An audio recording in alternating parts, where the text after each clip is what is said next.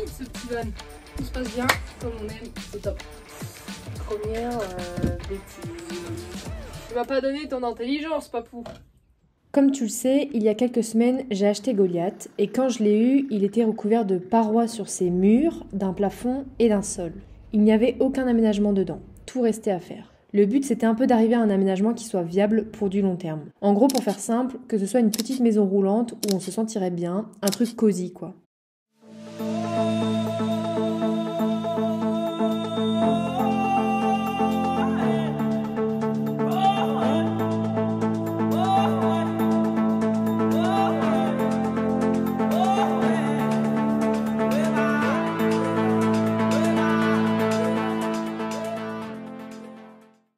Commençons tout de suite par le déshabillage et la mise à nu du van.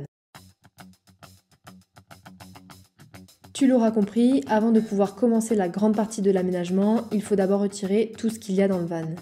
Quand j'ai eu Goliath, il y avait les 7 sièges à l'arrière à enlever ainsi que les ceintures.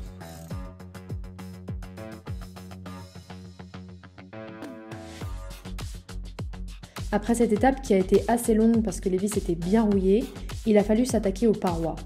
Au début, je t'avoue, j'y suis un peu allée par la force, en tirant sans trop comprendre. J'ai stocké toutes les parois afin qu'elles me servent par la suite pour mes patrons pour faciliter mes mesures. J'ai également pris des photos durant tout le déshabillage pour ne pas oublier comment et à quel endroit se trouvaient les choses pour un jour pouvoir les repositionner si besoin. Pour faciliter l'enlèvement des parois, j'ai enlevé la batterie. J'ai d'abord retiré le moins relié à la masse, puis le plus de la même manière.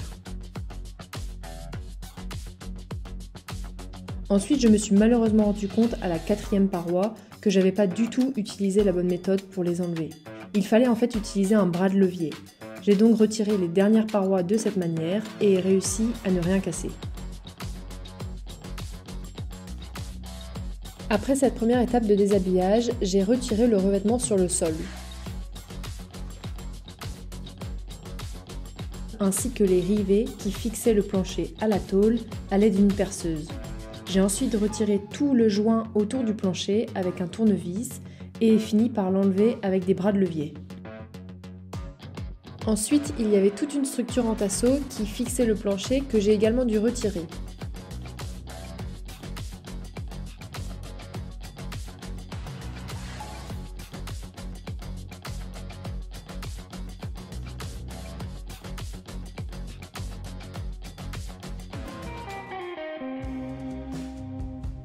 Après avoir fait tout ce travail, il a fallu que j'analyse l'état de la tôle pour voir s'il y avait des points de rouille à traiter et malheureusement, il y en avait. On a donc décapé les taches de rouille avec une brosse métallique.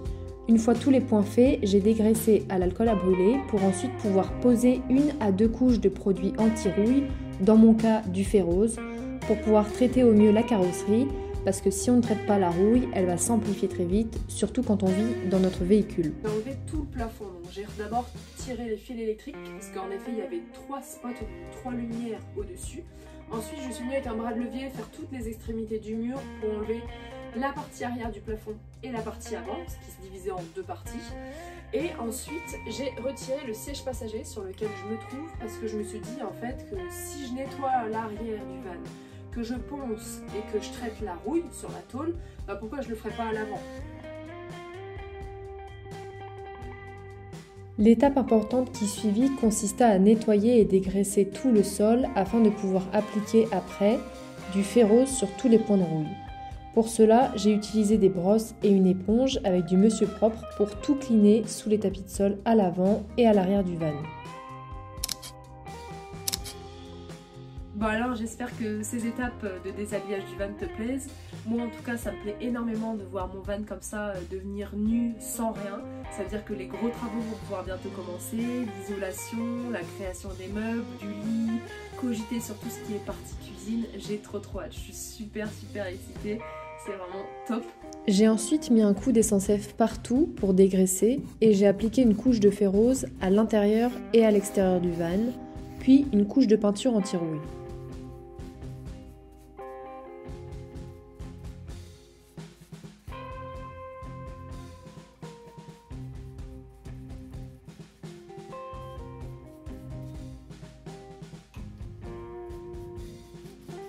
J'espère que ce premier épisode t'aura plu. Si c'est le cas, abonne-toi. Et sur ce, Goliath et moi te disons à la prochaine.